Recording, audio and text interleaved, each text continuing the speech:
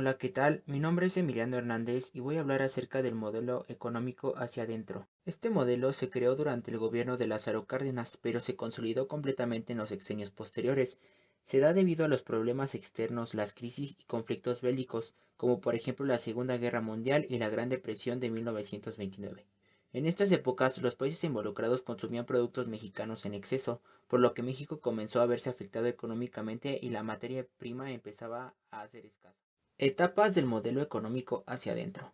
Crecimiento con inflación de 1940 a 1958.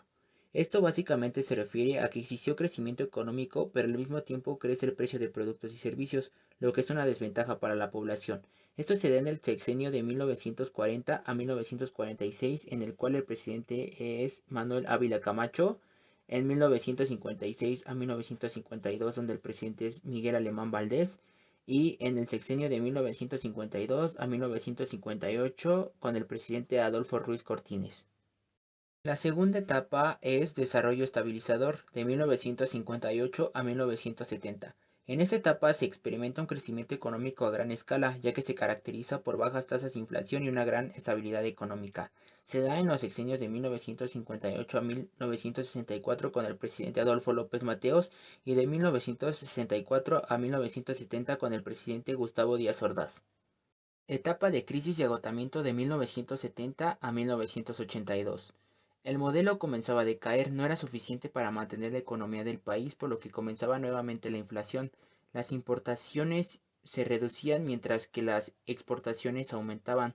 Por esto es que el país se vio obligado a recurrir a préstamos extranjeros, lo que cambió drásticamente la suerte de la economía mexicana.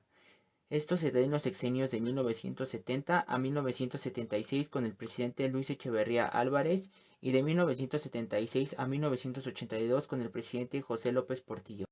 El milagro mexicano. A partir del año 1940, México inició una etapa en la que se caracterizó por tener un crecimiento económico y un progreso en cuanto a modernidad e industrialización.